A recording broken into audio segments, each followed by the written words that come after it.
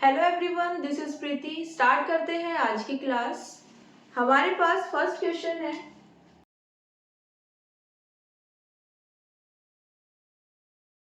एक सोलेनोइड हमें गिवन है जिसमें टर्न्स है 1200 और यूनिफॉर्मली बाउंडेड है in a single layer on a glass tube which is 2 metre long. Okay, हमारे पास सोलेनोइड है जिसमें एज अ कोर हमने क्या यूज किया है, ग्लास ट्यूब को, और इसकी लेंथ कितनी है, 2 मीटर।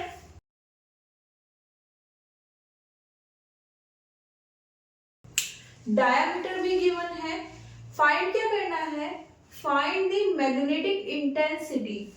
मैग्नेटिक इंटेंसिटी हमने लास्ट लेक्चर में देखी थी, इसको हम कैपिटल H से डिनोट करते हैं। ओके, और ये हमें कहां पर निकालना है, at the centre of the solenoid when a current of 2 ampere flows through it. हमारे पास सोलेनोइड है और हमें मैग्नेटिक इंटेंसिटी फाइंड करनी है at the centre of the solenoid. और कहां पर, किस सिचुएशन में, सेंटर पर निकालनी है जब इसमें 2 एम्पियर की करंट फ्लो हो रही है ना। अब यहां पर हमारे पास फॉर्मूला होता है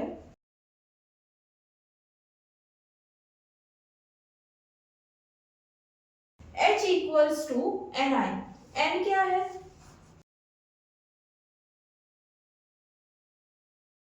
नंबर ऑफ टर्न्स पर यूनिट लेंथ।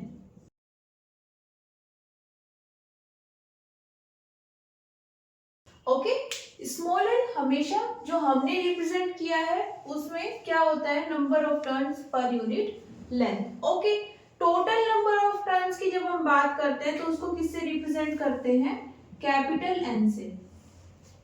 अब यहाँ पर भी तो टर्न्स दिए हुए हैं ना, कितने हैं, 1200 है ना, और ये इन्होंने पूरी सोलेनोइड में बताए हैं, तो ये यहाँ पर कितना हो जाएंगे, कैपिटल एन इक्वल्स टू 1200। हमें तो कौन सी चाहिए, पर यूनिट लेंथ में, लेंथ कितनी है, 2 मीटर। तो क्या हम ये बोल सकते हैं कि 2 मीटर लेंथ में कितने टर्न्स है, 12 सेंटीमीटर, सॉरी 1200। इतना तो इन्होंने गिवन किया है ना कि हमारे पास सोलेनोइड है, टोटल नंबर ऑफ टर्न्स इतने हैं और टोटल लेंथ इतनी है, तो इतनी लेंथ में इतने टर्न्स है। यूनिट लेंथ में कितने होंगे,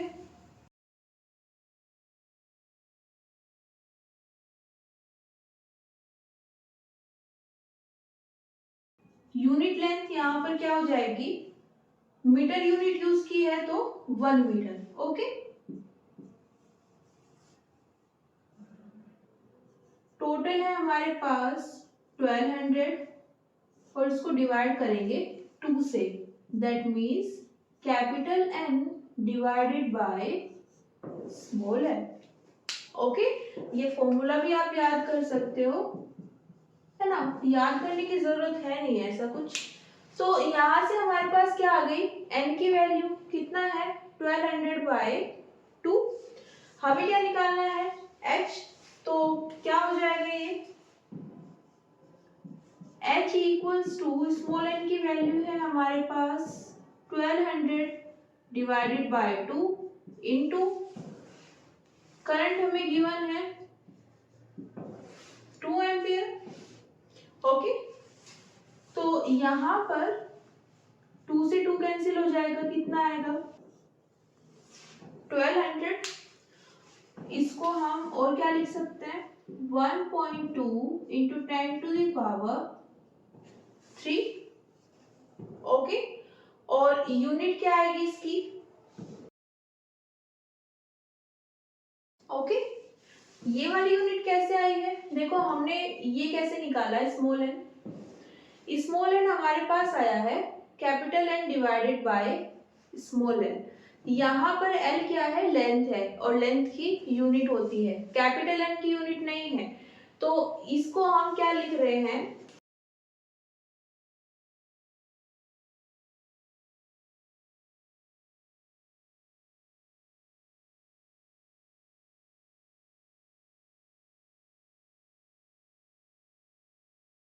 ओके, ये इसकी यूनिट हो जाएगी, पर मीटर लिख सकते हैं या फिर मीटर इनवर्स। तो उसके अकॉर्डिंग यहाँ पर कितना आ जाएगा, ये एम्पियर पर मीटर। नोट कर लीजिए।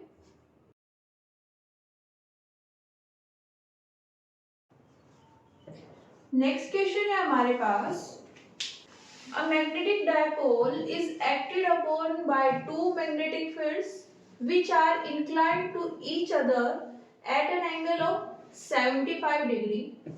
हमारे पास एक मैग्नेटिक डायपोल है, ओके, और उस पर दो मैग्नेटिक फील्ड वर्क कर रही है। ओके, दो मैग्नेटिक फील्ड है, दोनों मिलकर डायपोल पर वर्क कर रही हैं और दोनों मैग्नेटिक फील्ड के बीच में एंगल 75 है। तो हम एक को हॉरिजॉन्टल ले लेते हैं B1, ओके, और दूसरी को 75 डिग्री एंगल पर ले लेते हैं, ये है हमारे पास B2। इनके बीच का एंगल कितना है, 75 डिग्री। ओके, आगे क्या दिया है, one of the fields has a magnitude of 15 milli tesla. तो हम इसकी वैल्यू को ले लेते हैं 15 मिली टेस्ला। देखो इन्होंने ये नहीं बताया कि कौन सी फील्ड की ये वैल्यू है, तो आप इसको भी ले सकते हो, ओके, ये ऑप्शनल है। नेक्स्ट क्या है, the dipole attains stable equilibrium at 30 degree with this field. आपने 15 मिली टेस्ला जिस भी मैग्नेटिक फील्ड की वैल्यू ली है, चाहे B1 की ली है या फिर B2 की, उससे 30 डिग्री एंगल पर हमारा जो डायपोल है, ओके, जिस पर ये दोनों मैग्नेटिक फील्ड वर्क कर रही थी, वो स्टेबल इक्विलिब्रियम में आ जाता है। ओके, क्वेश्चन समझ रहे हैं, हमारे पास दो मैग्नेटिक फील्ड थी, दोनों एक डायपोल पर वर्क कर रही थी, दोनों के बीच का एंगल कितना था, 75। ओके, अब हुआ क्या कि ये जो डायपोल था वो स्टेबल इक्विलिब्रियम में आ जाता है जब ये कितनी डिग्री पर होता है, ये 30 डिग्री पर। कौन सी फील्ड से, 15 मिली टेस्ला। तो अगर आपने इसे 15 मिली टेस्ला लिखा है तो इससे 30 डिग्री लेना है।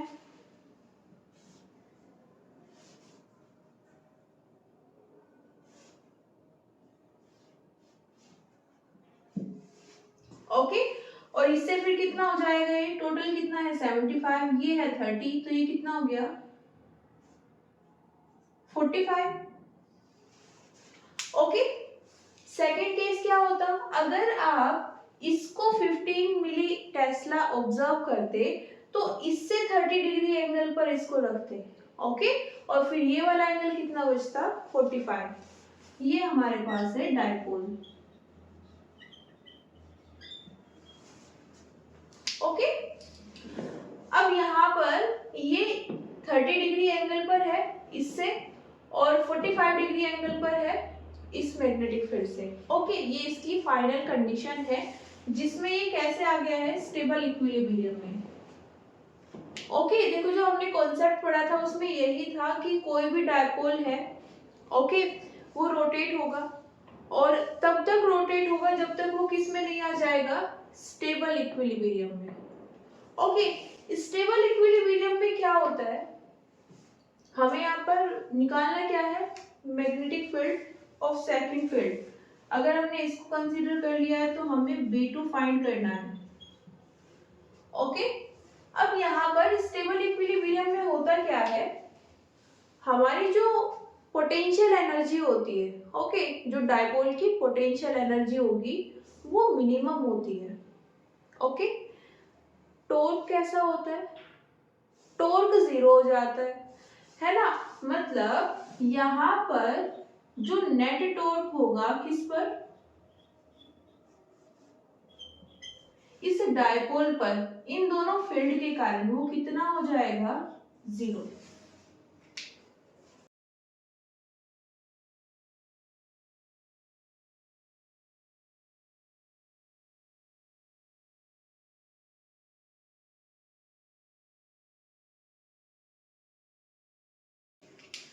तो यहाँ पर जो नेट टॉर्क है, टॉर्क आया कैसे था, क्योंकि यहाँ पर डायपोल था, ओके, और मैग्नेटिक फील्ड भी थी, और दोनों के बीच में कुछ एंगल था, मैग्नेटिक फील्ड के बीच में भी और डायपोल के बीच में भी। तो उस एंगल को जीरो बनाने के लिए यहाँ पर टॉर्क आया। अब टॉर्क जीरो कब हो जाएगा, जब ये स्टेबल इक्विलिब्रियम में हो जाएगा, ओके। इतना स्टेटमेंट इसी में दिया हुआ है, ओके। अब इससे अलग हमें कुछ अदर वे नजर नहीं आ रहा है जिससे हम इसको सोल्व कर पाए, तो हम इसी कंडीशन से इसको सोल्व करेंगे। कैसे? नेट टॉर्क कितना है, zero, torque 1 plus torque 2 equals to 0। अब ये कैसे आया, देखो B1 के कारण डायपोल जितना रोटेट करेगा, जितना वहां पर टॉर्क आएगा, उसको हमने किससे डिनोट कर दिया है, टाउ 1 से। B2 के कारण जितना टॉर्क आएगा, उसको हमने किससे रिप्रेजेंट कर दिया है, टाउ 2 से। क्योंकि ये जो टॉर्क है वेक्टर क्वांटिटी होती है, तो नेट टॉर्क कैसे आएगा, वेक्टर सम से, तो हमने इसका वेक्टर सम ले लिया, ओके। ये जो नोटेशन है ये वही है जो हमने मैग्नेटिक फील्ड में ली है, 1 एंड 2। तो ये कितना आ जाता है, 0। आगे क्या कर सकते हैं,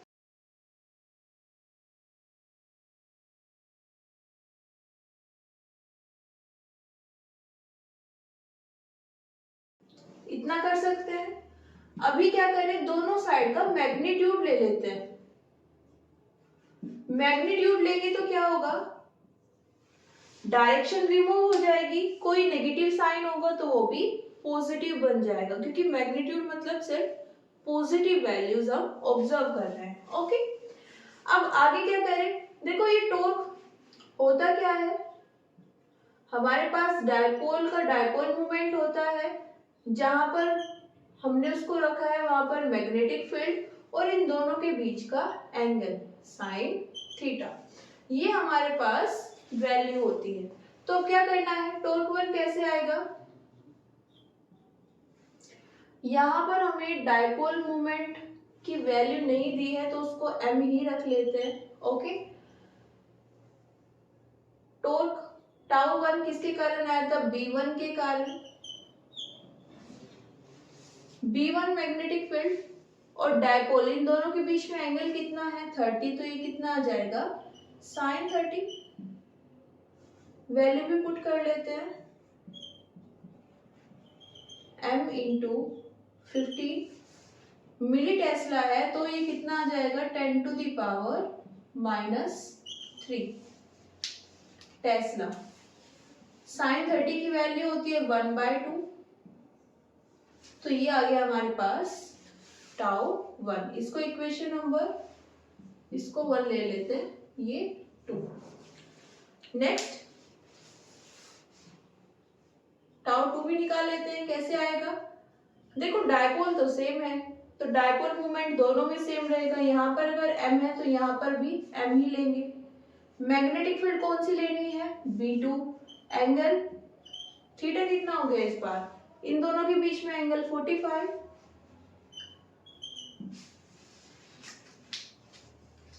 ओके। अब हमें ये तो नहीं पता है कि B2 कितना है, एज इट इज रहने देते हैं। साइन 45 की वैल्यू कितनी होती है, √2, ओके। ये कितना आ जाएगा,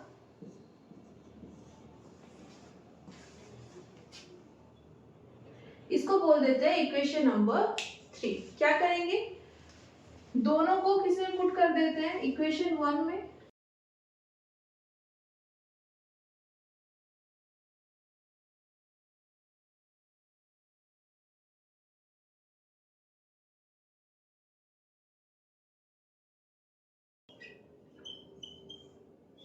√2/2 into 10 to the power -3 Tesla, okay.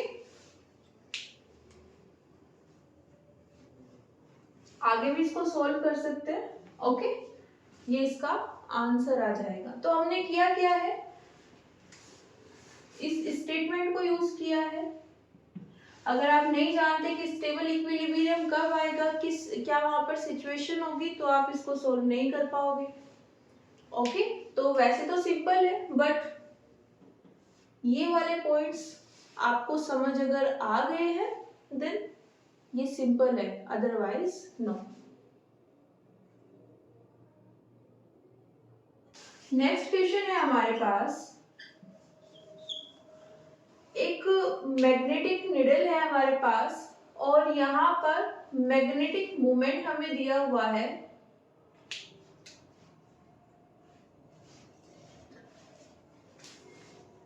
Small m equals to 6.7 into 10 to the power minus 2 ampere metre square. आगे दिया हुआ है मोमेंट ऑफ इनर्शिया। देखो मोमेंट ऑफ इनर्शिया हम 11th में पढ़ते हैं,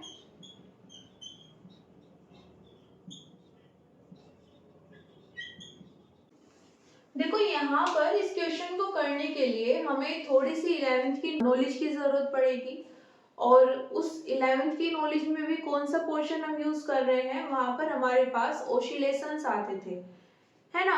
अब वहां से कुछ फॉर्मूलाज है जो हमें यूज करने पड़ेंगे जिसमें रोटेशन होता है ना। तो देखते हैं कैसे करेंगे इसको। हमारे पास एक मैग्नेटिक निडल है और ये परफॉर्म कर रही है simple harmonic oscillation in a magnetic field और ये मैग्नेटिक फील्ड की वैल्यू भी गिवन की है इन्होंने, कितनी है 0.01 टेस्ला। फाइंड क्या करना है, time taken to complete 10 oscillations. अब यहाँ पर हम जो टाइम पीरियड होता है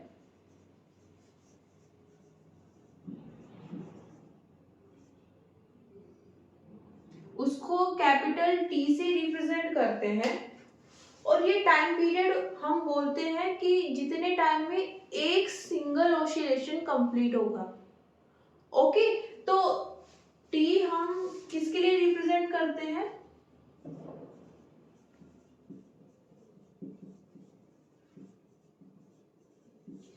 वन सिंगल ऑसिलेशन के लिए, है ना। कितने टाइम में एक ऑसिलेशन कंप्लीट हो जाएगा। इन्होंने कितने के लिए पूछा है, 10 के लिए, तो क्या करेंगे, एक जितने में होगा 10 को उसको मल्टीप्लाई कर देंगे, है ना। तो हमारे पास पहले ये वाली वैल्यू आनी चाहिए, उसके बाद इसको किससे मल्टीप्लाई करके, 10 से मल्टीप्लाई करके अपना फाइनल आंसर फाइंड कर लेंगे। अब देखो यहाँ पर आई यहाँ पर करंट नहीं है, मोमेंट ऑफ इनर्शिया है और आप इसको आइडेंटिफाई कर सकते हो इस यूनिट से। यहाँ पर हमने जो ये टी लिखा है ये टेस्ला है, ओके, और ये वाला टी क्या है, टाइम पीरियड। ओके, अब करना कैसे है, देखो हमारे पास एक इक्वेशन होती है जो हमने यहाँ पर पढ़ी है, टॉर्क किसके इक्वल है, M B sine theta. Okay, एक इक्वेशन हम वहां पर भी पढ़ते हैं जिसके अकॉर्डिंग टॉर्क किसके इक्वल होता है, I omega square theta. Okay, अब यहां पर आई क्या है हमारे पास,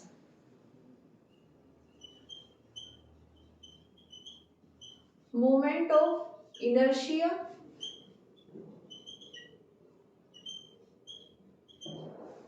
ओमेगा एंगुलर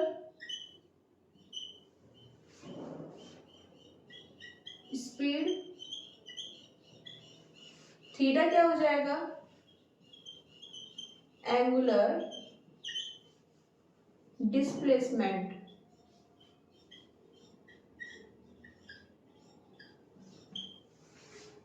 ओके, एक और चीज, क्योंकि ये हमारे किसकी बात कर रहे हैं, ऑसिलेशन की बात कर रहे हैं, तो हम वहां पर हमेशा एक कंडीशन लेके चलते हैं कि थीटा हमारे पास काफी स्मॉल एंगल है।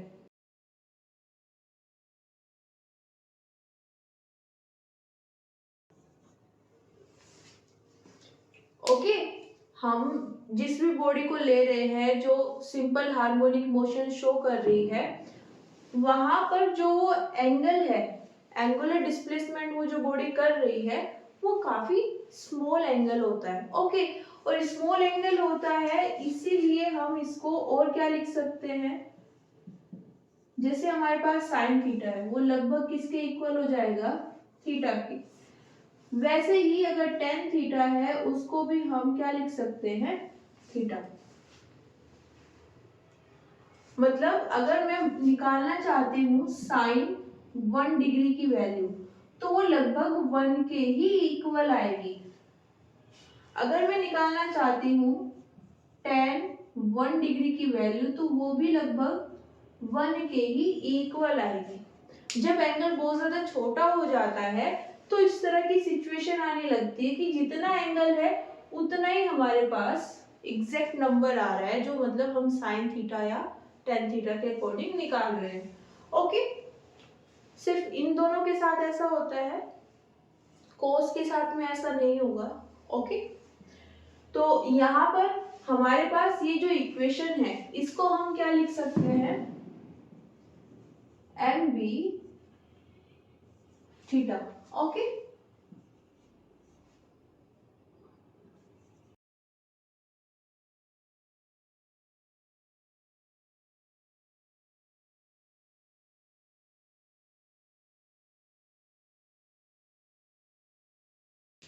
और थीटा आया क्यों है, इसकी वजह से। ओके,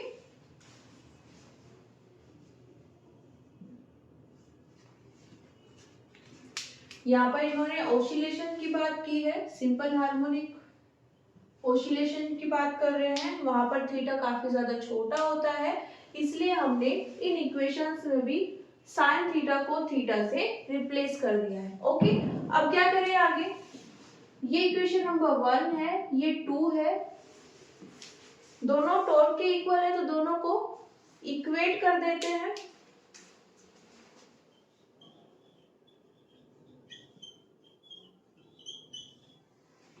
कितना आ जाएगा, M B theta equals to I omega square theta. Theta से थीटा कैंसिल हो जाएगा, यहाँ पर हमारे पास वैल्यू आएगी ओमेगा स्क्वायर की, कितनी, एम बी बाय आई। ये तो किसकी वैल्यू आई, ओमेगा की, वो क्या होती है, एंगुलर स्पीड, है ना, और इसी को हम एंगुलर फ्रीक्वेंसी भी बोलते हैं। ओके, फ्रीक्वेंसी को एफ से भी डिनोट करते हैं, न्यू से भी डिनोट करते हैं, और यूनिट होती है हर्ट्ज। ओमेगा को भी एंगुलर फ्रीक्वेंसी बोला जाता है और इसकी यूनिट होती है सेकेंड इनवर्स। यही डिफरेंस होता है सिर्फ दोनों में, एफ लिख रहे हो या फिर न्यू लिख रहे हो, ये होती है हमारे पास फ्रीक्वेंसी, इसकी यूनिट होती है हर्ट्ज। ओके, और ओमेगा को हम एंगुलर स्पीड लिख सकते हैं, एंगुलर वेलोसिटी लिख सकते हैं अगर हम डायरेक्शन ले रहे हैं, और इसी को हम एंगुलर फ्रीक्वेंसी भी बोल सकते हैं, और इसकी यूनिट होती है सेकेंड इनवर्स। ओके, इसको नोट कर लीजिए, उसके बाद आगे देखते हैं टाइम पीरियड कैसे निकालें। तो इसको हम क्या लिख सकते हैं, omega equals to under root M B by I. Okay, इसको ले लेते हैं इक्वेशन नंबर 3। अब देखो हमारे पास एक और फॉर्मूला होता है,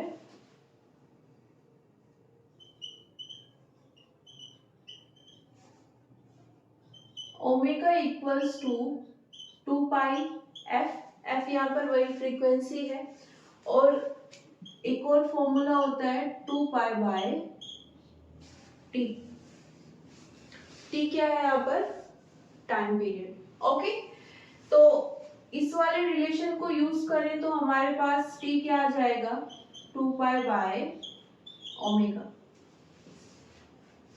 ओके, ये दोनों मैंने इसलिए लिखा है कि जिससे आप लोग देख पाए एफ किसके इक्वल होता है,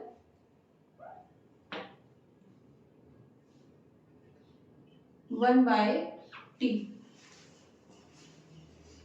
okay, frequency equals to 1 by time period. Okay, फिलहाल हमें ये यूज करना है। यहाँ पर क्या करेंगे, इक्वेशन 3 से वैल्यू पुट करेंगे,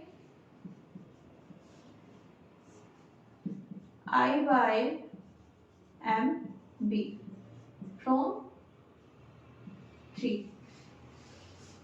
अब ये हमारे पास आ जाता है फॉर्मूला, और ये फॉर्मूला हमेशा सेम रहता है। ओके, चेंज क्या होगा, देखो ये फॉर्मूला हमेशा सेम रहेगा, ओमेगा यहाँ पर चेंज हो जाएगा, है ना। आप किसके रेस्पेक्ट में बात कर रहे हैं, अभी तो हम किसकी बात कर रहे थे, मैग्नेटिक फील्ड, डायपोल मोमेंट, है ना, इसलिए ये आया है, ओमेगा की वैल्यू ये आई है। अगर आपकी ओमेगा की वैल्यू चेंज हो जाती है, एक्सप्रेशन चेंज हो जाता है, तो ये टाइम पीरियड का भी फाइनल एक्सप्रेशन चेंज हो जाएगा। ओके, तो ये हमारे पास हमेशा वैलिड है। अब अगर आप याद करना चाहते हैं तो आप इसको याद कर सकते हैं। ओके, लेकिन विद कंडीशन याद करना, अगर हमारे पास डायपोल मोमेंट है, मैग्नेटिक फील्ड है, तो हम ये एक्सप्रेशन यूज कर सकते हैं। ओके, तो ये फाइनल एक्सप्रेशन है, वैल्यूज पुट करेंगे, m की वैल्यू हमारे पास है, I की भी है, और b भी गिवन है। ओके, तो तीनों को पुट कर देते हैं, t हमारे पास आ जाएगा। ओके, तो ये आ गया हमारे पास टाइम टू कंप्लीट 1 ऑसिलेशन। हमें किसके लिए निकालना था, 10 ऑसिलेशन कंप्लीट करने में कितना टाइम लगेगा, तो एक के लिए ये टाइम है, टोटल टाइम कितना हो जाएगा, 10 इंटू 0.66 6.6 सेकेंड। ओके, नोट कर लीजिए इसको। नेक्स्ट क्वेश्चन है हमारे पास, एक स्मॉल वायर मैग्नेट हमें दिया हुआ है, और इसको कहां पर रखा है, एक्सटर्नल मैग्नेटिक फील्ड से 30 डिग्री पर। ओके, और एक्सटर्नल मैग्नेटिक फील्ड की वैल्यू भी गिवन है हमें, B equals to 0.06 tesla, angle है हमारे पास 30 degree,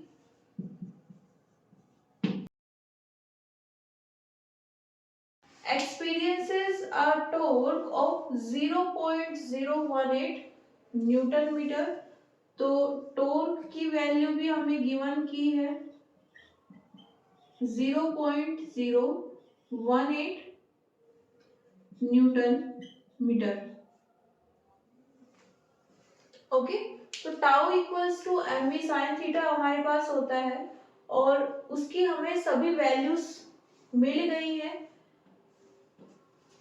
next, find minimum work required to rotate it from its stable to unstable equilibrium position। हमें मिनिमम वर्क फाइंड करना है।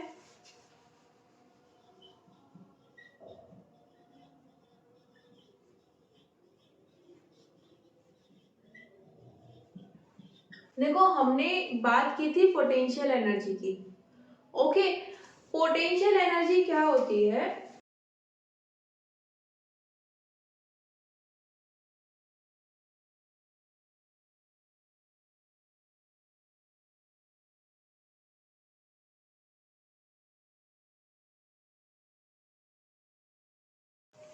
ऐसा कुछ एक्सप्रेशन हमने लिखा था जब हमने टॉर्क निकाला था एक निडल के लिए, है ना, जो कंपास निडल होती है, उस निडल को हमने एक्सटर्नल मैग्नेटिक फील्ड में रखा था, और वहां पर हमने बात की थी उसकी पोटेंशियल एनर्जी की। ओके, अब हमें यहाँ पर क्या करना है, मिनिमम वर्क डन निकालना है। पहली चीज, वर्क डन और पोटेंशियल एनर्जी के बीच में रिलेशन क्या होती है, तो ये हमें पता होनी चाहिए। हमने चैप्टर नंबर 2 में भी देखा था कि पोटेंशियल एनर्जी हमेशा इक्वल होती है वर्क डन के। लेकिन ये वर्क डन कैसा होना चाहिए, एक्सटर्नल। एक्सटर्नल का मतलब क्या होता है, देखो इन्होंने बोला है minimum work required to rotate it. इन्होंने ये नहीं बोला कि वो जब रोटेट होगा तो कितना वर्क करेगा। ये किसकी बात कर रहे हैं, मैग्नेट की बात कर रहे हैं। ये बार मैग्नेट जब रोटेट होगी तो कितना वर्क करेगी, इस चीज में वो इंटरेस्टेड नहीं है। वो बोल रहे हैं कि इसको रोटेट कराने में बाहर से किसी ने कोई फोर्स लगाया होगा, है ना, वो फोर्स इसको प्रोवाइड करने में उसने कितना वर्क किया। ओके, वो फोर्स लगाने में उसने कितना वर्क किया, वो ये पूछना चाहते हैं। अगर हम इसको रोटेट करना चाहते हैं तो मिनिमम कितना वर्क इसको प्रोवाइड करना पड़ेगा। ओके, तो हमें यहाँ पर क्या निकालना है, external work done. External work done मतलब जो हम बाहर से उसको प्रोवाइड करा रहे हैं, ये हमेशा किसके इक्वल होता है, पोटेंशियल एनर्जी के। अब देखो अगर ये बोल देता कुछ ऐसे कि हमारे पास मैग्नेट है और वो मिनिमम वर्क डन हमें बता दीजिए जो वो करेगी, है ना, तो वहां पर हम इसको नेगेटिव साइन के इक्वल लेते।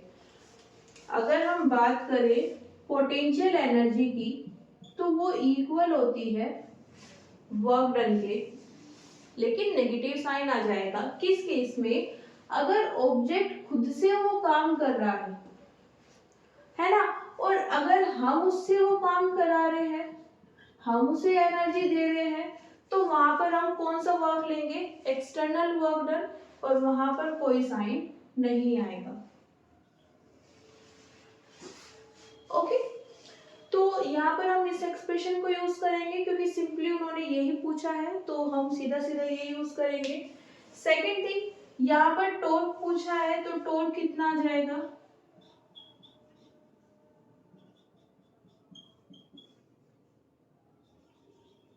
M B sine theta D theta. इसको हमें इंटीग्रेट करना है, टॉर्क की वैल्यू हमने रख दी है। ओके, जो हमने वहां पर डेरिवेशन में किया था सेम वही करना है, बस यहाँ पर नाम अलग आ गया है, क्या आ गया है, वर्क डन। वहां पर हमने किसके नाम से किया था, पोटेंशियल एनर्जी के। बात तो दोनों सेम है, एक और चेंज हुआ है, क्या, इन्होंने पूछा है कि ये वर्क डन कब से कब तक किया गया, स्टेबल से अनस्टेबल इक्विलिब्रियम में जाने के लिए। ओके, अब यहाँ पर चेंज क्या होगा, थीटा। तो अगर हम इसको इंटीग्रेट करें, क्योंकि इन्होंने लिमिट दे दी, तो इंटीग्रेशन में हमें लिमिट ऐड करनी होगी। ये बोल रहे हैं स्टेबल इक्विलिब्रियम से अनस्टेबल इक्विलिब्रियम। हमें पता है इन स्टेबल इक्विलिब्रियम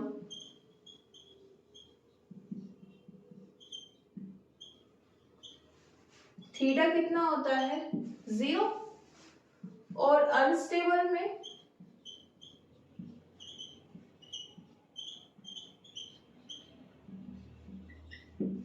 थीटा कितना होता है, 180।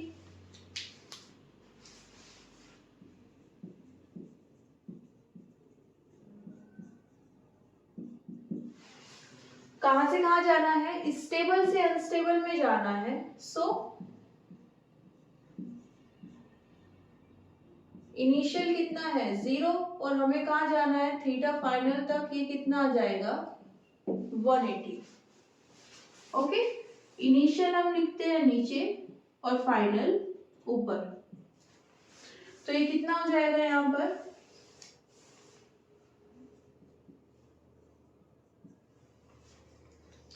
इसको इक्वेशन नंबर 1 बोल देते हैं।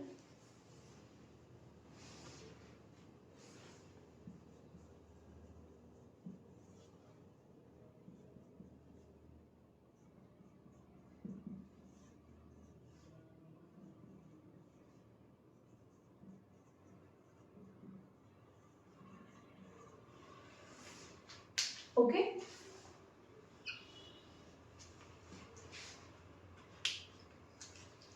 इतना नोट कर लीजिए, उसके बाद आगे देखते हैं। इंटीग्रेट करें इसे। देखो यहाँ पर क्या क्या सेम रहेगा, जो भी हमने बार मैग्नेट यूज किया उसका डायपोल मोमेंट सेम रहेगा, मैग्नेटिक फील्ड सेम रहेगी, तो इसको बाहर ले लेते हैं। यहाँ पर क्या आ जाएगा, sign theta D theta 0 to 180। Okay, यहाँ पर इसको इंटीग्रेट करेंगे तो हमारे पास आएगा minus cos theta. Okay, values put करते हैं। माइनस साइन को पहले बाहर ले लेते हैं, ये हो जाएगा माइनस एम बी कोस 180 माइनस कोस 0। कोस 180 कितना होता है, -1 और कोस 0 1, तो ये कितना आ जाएगा,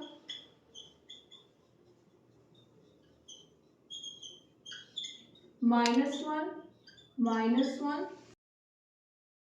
ओके।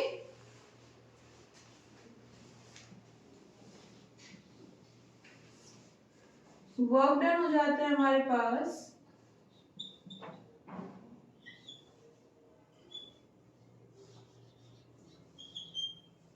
2 MB। देखो ये -2 हो जाएगा, एक माइनस साइन पहले से हमारे पास, तो कितना आ जाएगा 2 MB। अब यहाँ पर क्या करेंगे, वैल्यूज पुट करेंगे।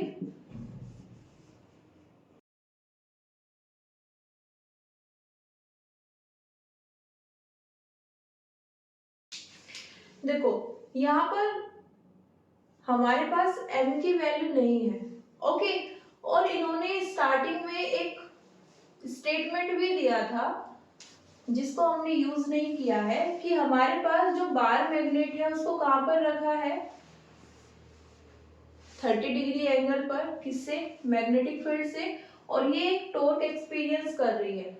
ओके, ये एक जनरल सिचुएशन इन्होंने दी है, तो उसके अकॉर्डिंग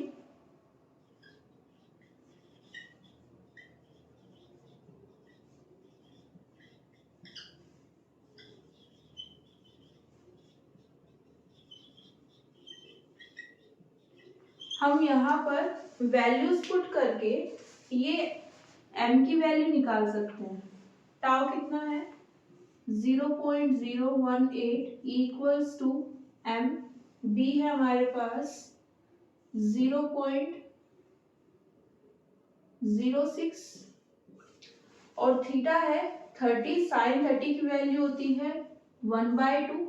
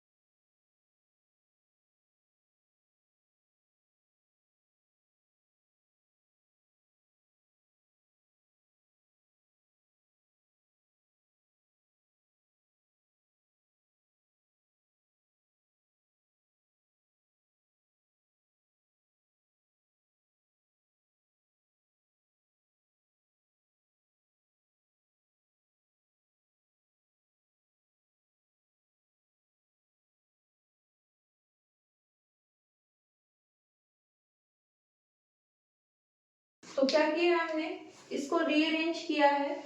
ओके, इक्वेशन नंबर 3 बना दिया इसको। कहां पर रहेंगे इसकी वैल्यूज को, इक्वेशन नंबर 2 में।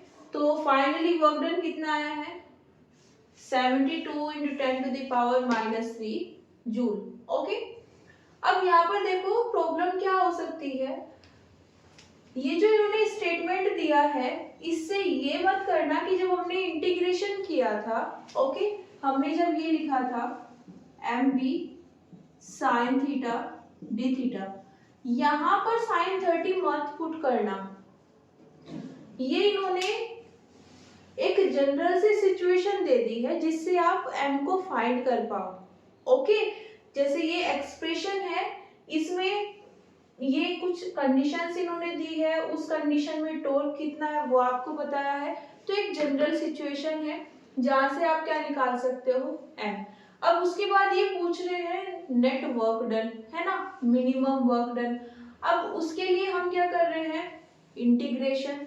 यहाँ पर डी थीटा के लोग हम इंटीग्रेशन कर रहे हैं, तो जितनी भी थीटा वैल्यूज है वो चेंज होगी, तो आप उसको फिक्स नहीं कर सकते। ओके, यहाँ पर हम इंटीग्रेशन जिसके अलोंग कर रहे हैं, बिना इंटीग्रेशन किए हम उसकी वैल्यू वहां पर पुट नहीं कर सकते। ये स्टेटमेंट याद रखना, इन फ्यूचर अगर कंफ्यूजन होती है ओके तो आप मिस्टेक करने से बच जाओगे। ओके, यहाँ पर हम डी थीटा के अलोंग इंटीग्रेट कर रहे हैं, तो हम साइन थीटा की एग्जैक्ट वैल्यू विदाउट इंटीग्रेशन नहीं रख सकते, हमें पहले इंटीग्रेशन करना है, उसके बाद जो भी वैल्यू आएगी वो पुट करना है। ओके, दूसरी चीज यहाँ पर जो भी थीटा की वैल्यू पुट करेंगे वो इन लिमिट के अकॉर्डिंग करेंगे। लिमिट इन्होंने डिफाइन कर दी है कहां से कहां पर, स्टेबल इक्विलिब्रियम से अनस्टेबल। ओके, तो ये भी फिक्स हो चुकी है। ओके, तो सिंपल सी चीज ये है कि 30 डिग्री यहाँ पर कहीं भी यूज नहीं होगा, उसको किस लिए दिया इन्होंने कि आप m की वैल्यू निकाल पाओ। ओके, इसको नोट कर लीजिए। नेक्स्ट क्वेश्चन है हमारे पास, two magnetic dipoles x and y are placed at a separation d with their axes perpendicular to each other. The dipole moment of y is twice that of x. A particle of charge q is passing through their midpoint p at theta equals to 45 with the horizontal line as shown in diagram.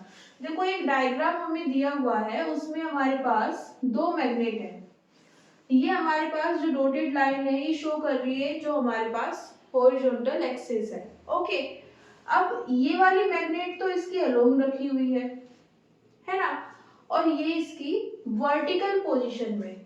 Okay, ये horizontal line और ये इसकी magnet की vertical position. Okay, जो इन्होंने explain किया है question में। ओके, इन दोनों के बीच में जो डिस्टेंस है वो कितनी है, d। ओके, इस मैग्नेट और इस मैग्नेट के बीच में d डिस्टेंस है, इस एक्सिस पर एक पॉइंट P है और ये मिड पॉइंट है। ओके, ये P पॉइंट मिड पॉइंट है, दोनों मैग्नेट से सेम डिस्टेंस पर है, तो क्योंकि दोनों मैग्नेट के बीच की डिस्टेंस कितनी है, d, तो हम बोल सकते हैं ये डिस्टेंस कितनी है, d/2। ओके, हमारे पास एक चार्ज है q, वो पास हो रहा है इस पॉइंट P से और कितने एंगल पर, थीटा इक्वल्स टू 45। देखो ये जो स्टेटमेंट दिया हुआ है ना ये एकदम क्लियर नहीं है, जो हमारे पास पार्टिकल है उसका चार्ज q है और वो पास हो रहा है, मतलब उसके पास कोई वेलोसिटी भी होगी। अब इन्होंने जो ये एंगल दिया हुआ है, ये एंगल इसकी वेलोसिटी का है, किससे, इस हॉरिजॉन्टल एक्सिस से। ओके, इस पॉइंट पर ये पार्टिकल है अभी इस मोमेंट पर, और इसकी वेलोसिटी की डायरेक्शन ये है, एंगल कितना है, थीटा। थीटा की वैल्यू कितनी है, 45। हमें क्या फाइंड करना है, फोर्स। इस मोमेंट पर, इस इंस्टेंट पर हम ये जो पार्टिकल है हमारे पास, इस मैग्नेटिक फील्ड और इस मैग्नेटिक फील्ड के कारण जो नेट फोर्स लगेगा वो हमें यहाँ पर फाइंड करना है। ओके, साथ में हमें एक और नोट दिया हुआ है कि जो d है वो जो डायपोल की डायमेंशन है, डायपोल की डायमेंशन मतलब उसकी लेंथ उससे काफी ज्यादा बड़ा है ना। तो यहाँ पर फर्स्ट थिंग हमारे पास जो फोर्स होता है वो होता है QVB साइन थीटा। ओके, ये हमने फोर्थ चैप्टर में पढ़ा था। अगर हमारे पास कोई चार्ज है और वो मैग्नेटिक फील्ड में किसी v वेलोसिटी से मूव कर रहा है तो उस पर कितना फोर्स लगेगा, QVB साइन थीटा। ओके, यहाँ पर थीटा किस किस के बीच में एंगल होता है, उस चार्ज की वेलोसिटी v और जो मैग्नेटिक फील्ड है इन दोनों के बीच का एंगल। ओके, हमें निकालना क्या है, नेट फोर्स। अब क्योंकि यहाँ पर दो मैग्नेट है, पहली को रिप्रेजेंट कर रहे हैं x से और सेकंड को y से, तो यहाँ पर हमारे पास दो फोर्स आएंगे। Okay, due to magnet x, due to magnet y। क्योंकि यहाँ पर फोर्स कैसी क्वांटिटी होती है, वेक्टर, तो हम क्या करेंगे, वेक्टर सम। ओके, तो ये वैल्यूज यहाँ पर रखें।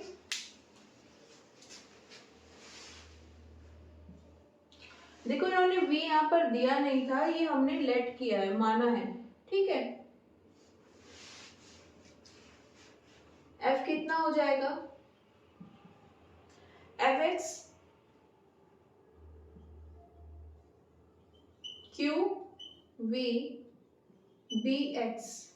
देखो इस मैग्नेट की बात कर रहे हैं, ये हमारे पास पार्टिकल है।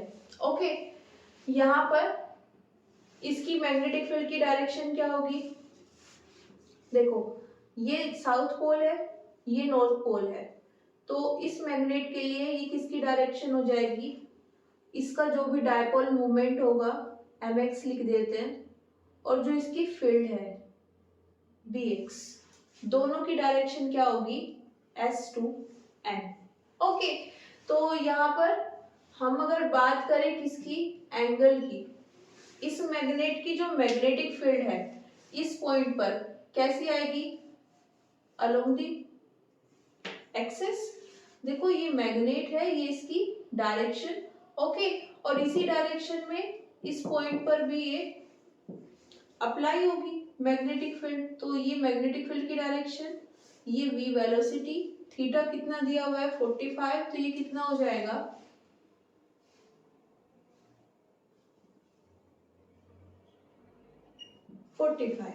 ओके।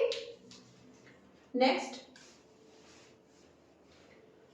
बात करें किसकी, Fy की, चार्ज सेम है, वेलोसिटी सेम है, मैग्नेटिक फील्ड इस बार कितनी है, By, ये साउथ पोल, ये नॉर्थ पोल, डायरेक्शन कैसे होगी, ये वाली साउथ टू नॉर्थ, ये By, और यही किसकी डायरेक्शन हो जाएगी, सपोज इसका डायपोल मोमेंट कितना है m, तो ये इसकी डायरेक्शन स्मॉल m ले लेते हैं। ओके,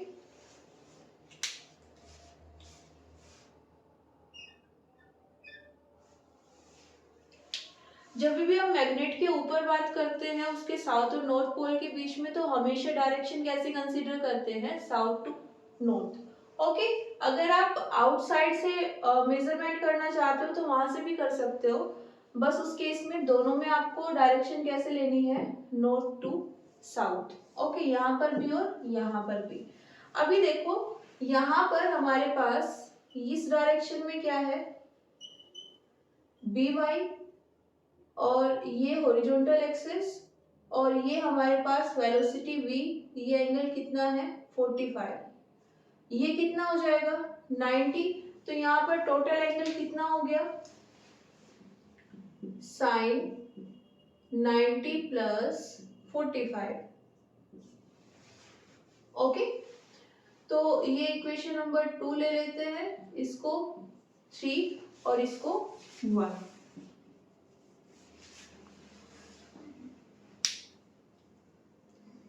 ओके, क्या करना है नेक्स्ट, bx और by की वैल्यू भी फाइंड कर लेते हैं।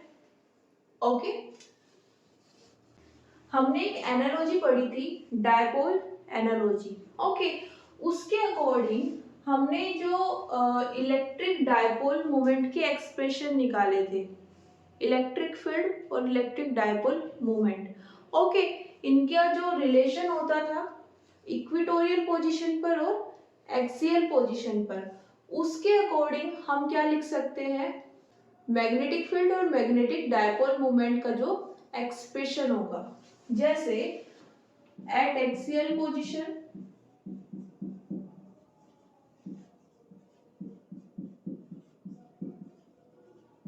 हमारे पास मैग्नेटिक फील्ड आ जाएगी म्यू नॉट बाय 4 पाई 2 m bye r cube.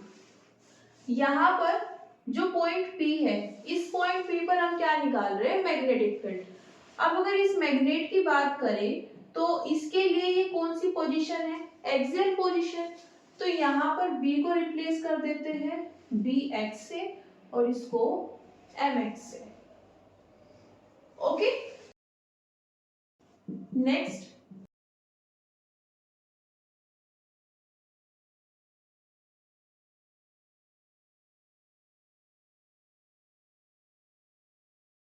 Equilibrium position में क्या होता है,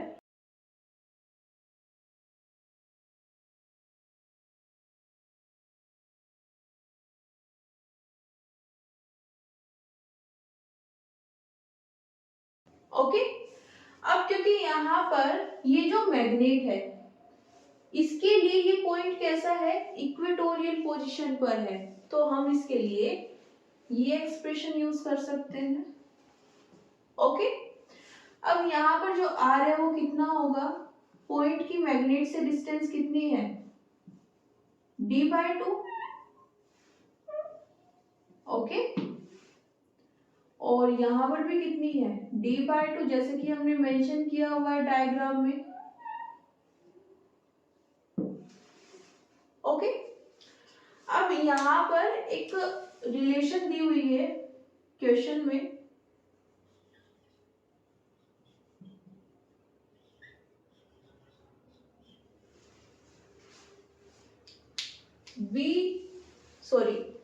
My जो इस मैग्नेट का डायपोल मोमेंट है वो इसके डायपोल मोमेंट का 2 टाइम्स है।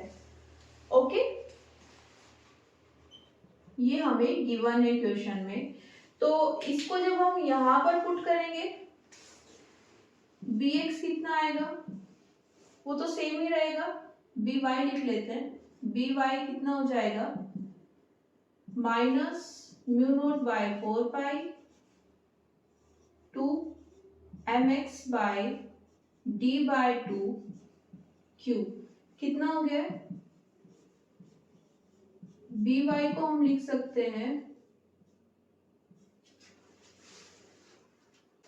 ओके। इसको अगर किस में रखें, इक्वेशन नंबर 3 में, तो इक्वेशन नंबर 3 क्या हो जाएगी हमारे पास,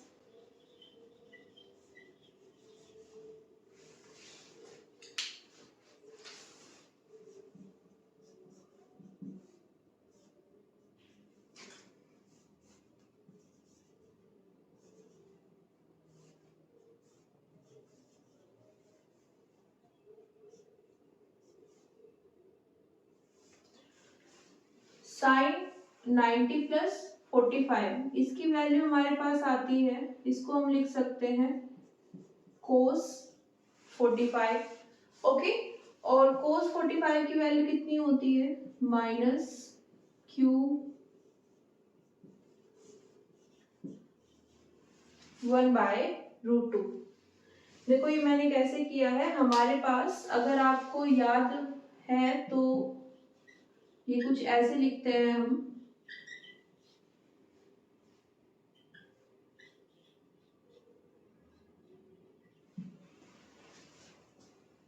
ओके। अदरवाइज सिंपली आप इसको ऐड कर सकते हो और वहां से जो वैल्यू आएगी वो भी सेम ही आएगी, क्योंकि दोनों की वैल्यू सेम होती है। ओके,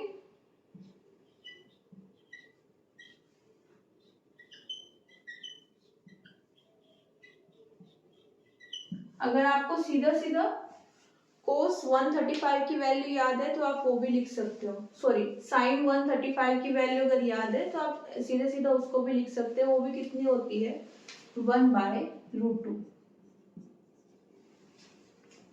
ओके, तो ये हमारे पास क्या आ गया है एफ वाई।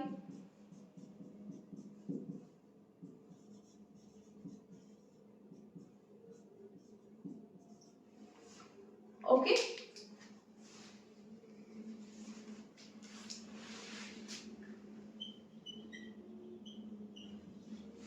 और एफ एक्स कितना हो जाएगा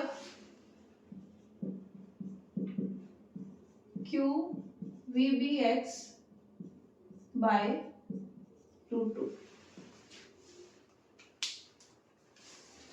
इनको लिख देते हैं इक्वेशन नंबर 4 एंड 5। ओके, इसको नोट कर लीजिए।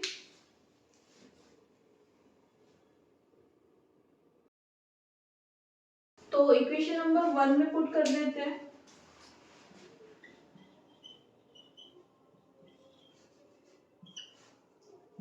नेट फोर्स कितना हो जाएगा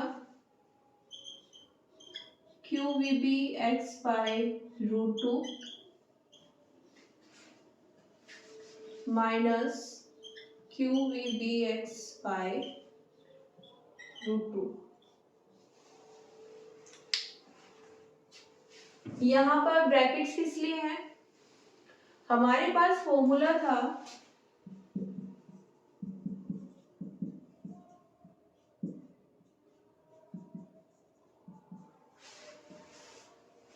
मैग्नीट्यूड विद डायरेक्शन। ओके, इसके लिए भी और इसके लिए भी। अभी तक हमने क्या निकाला है, सिर्फ मैग्नीट्यूड की बात की है।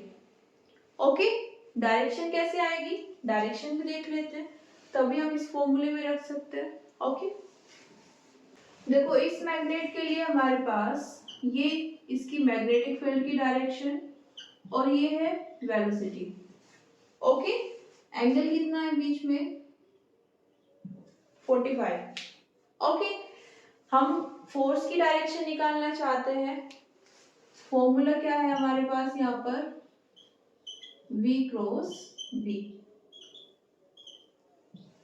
अब जब भी हमारे पास क्रॉस आता है तो डायरेक्शन कैसे निकाल सकते हैं, राइट हैंड रूल से। फर्स्ट यहाँ पर वेलोसिटी को डिनोट करेगा, सेकंड मैग्नेटिक फील्ड को, और ये फोर्स की डायरेक्शन। अब देखो यहाँ पर वेक्टर कौन कौन है V और B। ओके, जब हम फिंगर्स को इस तरह से करते हैं इस स्टेट में तो सबके बीच में एंगल कितना है 90। हमारे पास यहाँ पर एंगल कितना है 45।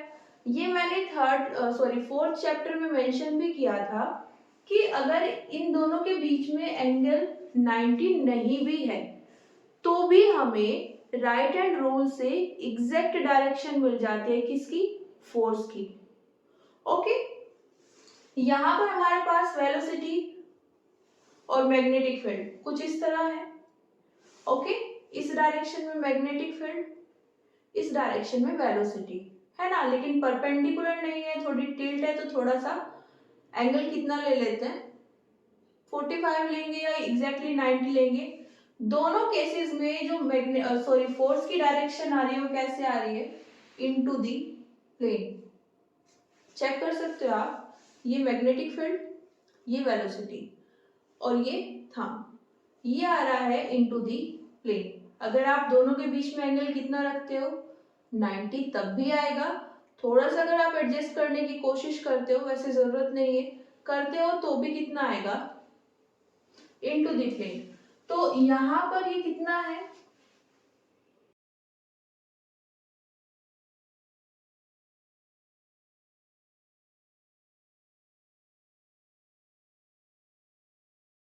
ओके। बात करें किसकी, एफ वाई की, तो यहाँ पर हमारे पास वेलोसिटी कितनी है ये, और मैग्नेटिक फील्ड ये।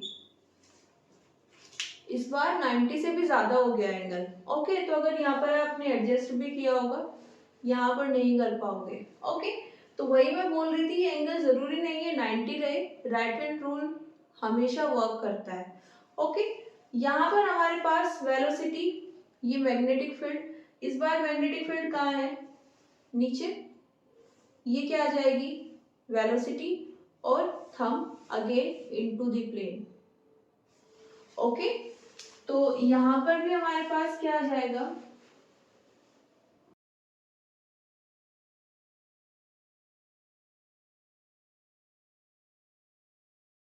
दोनों सेम है, इक्वल एंड अपोजिट है, तो क्या होगा, net force 0।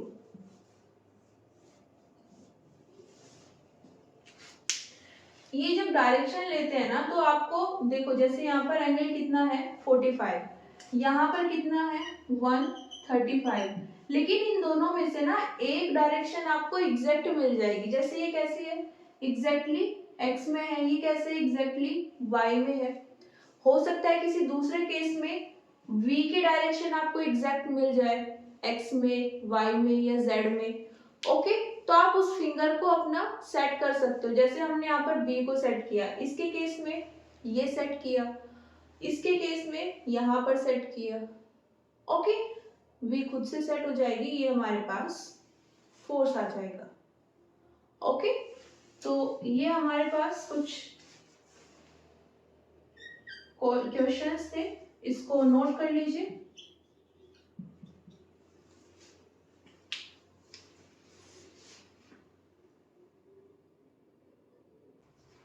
Thank you everyone, मिलते हैं नेक्स्ट क्लास में। सी यू सून।